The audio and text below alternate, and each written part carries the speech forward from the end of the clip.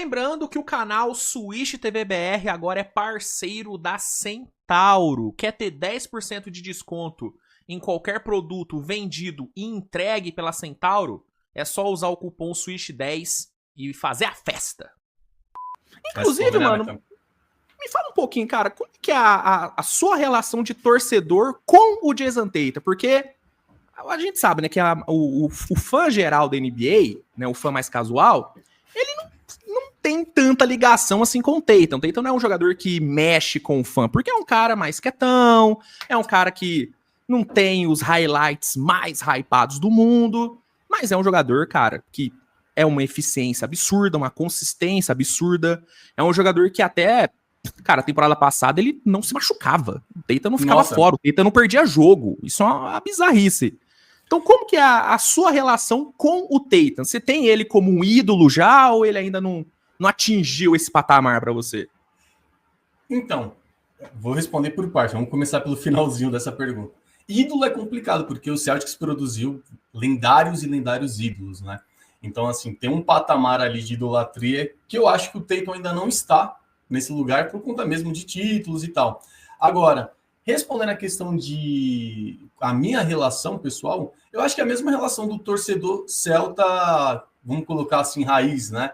Cara, ele tem o DNA do Celtics, ele é um jogador quietão, ele é um jogador que a gente vê que ele foca muito no trabalho duro, é um jogador que não está envolvido em polêmica, é um jogador que não está envolvido em absolutamente nada a não ser o basquete, e isso é o DNA puro e genuíno do Celta. Tipo assim, se você vê até as contratações do Celtics, muitas vezes a gente deixa de pegar um cara muito badalado porque tem um histórico que não faz parte daquele perfil, aquele DNA. Tem jogadores que você olha para ele e você vê, não, esse aqui não tem o DNA do Celtics. Baita jogador, mas não tem. Então, essa cultura celta de trazer jogadores como o Tatum, mano, é a identificação total com a gente, tá ligado? Com a ação do torcedor. Tanto que na época da rivalidade, né, entre Larry Bird e Magic Johnson, era muito pautado isso, né? O Larry Bird representa o americano, aquele raiz, né, aquele trabalhador, trabalho duro, e o Lakers representava o showtime mesmo, aquele lado mais business, né?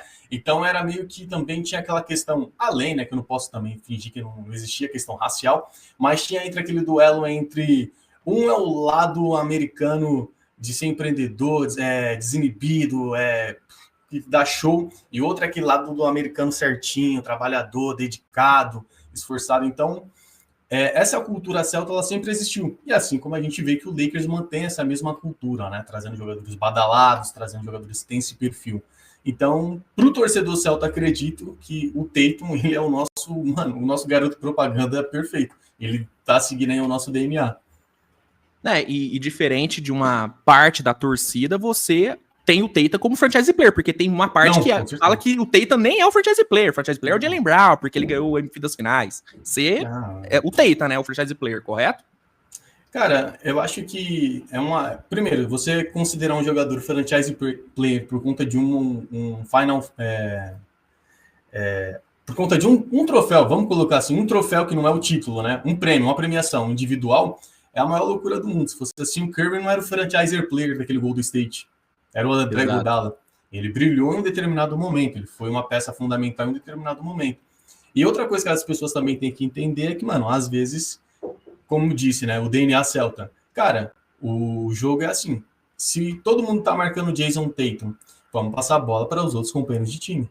Se as jogadas não está fluindo para ele, ele vai passar a bola. Ele vai ficar um pouco mais omisso para que o jogo flua. É tanto que nós chegamos em uma final e se tornamos campeões com ele se sacrificando aí, tá ligado? Então, para mim, isso é o DNA Celta, isso é o mais puro que a gente pode esperar. É que hoje a gente também parte muito de uma cultura que, tipo assim, cara, é que a gente tem uns exemplos muito ruins, entre aspas, né? Que, tipo, olha os caras que a gente vai comparar o cara.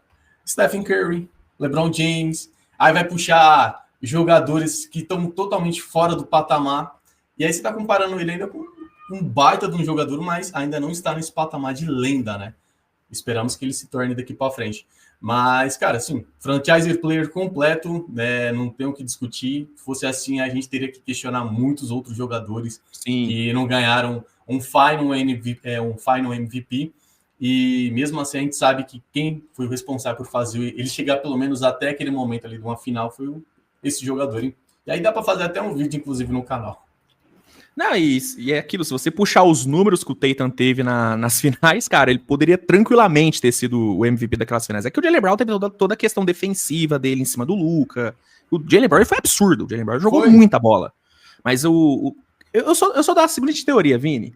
A menos que a estrela do time, campeão, não jogue nada, pô, velho, evita esse tipo, dá o MVP pra estrela, entendeu?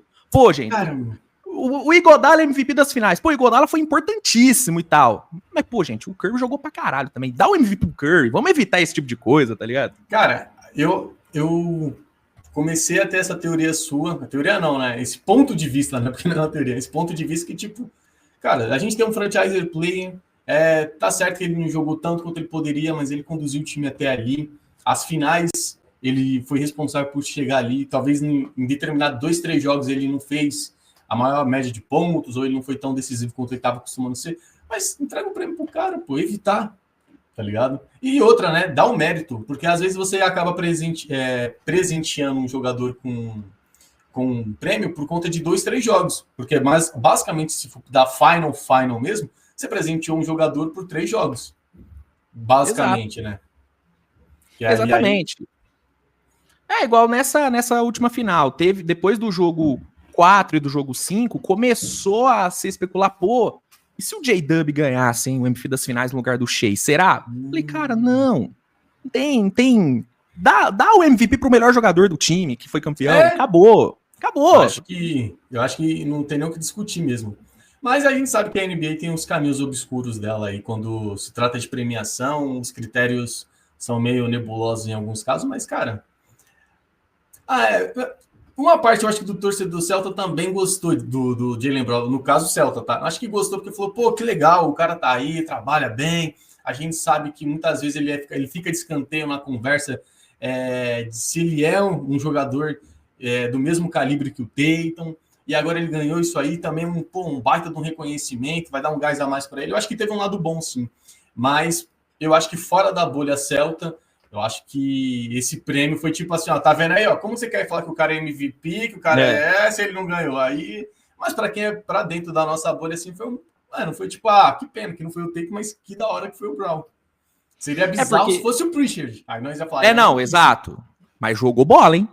Então, mas é aquilo que eu Mas jogou bola o menino, hein? Se você for pegar mesmo assim, resultado e importância, o Pritchard, para mim, foi um fator ali crucial para o Celtics ter ganhado aquele título.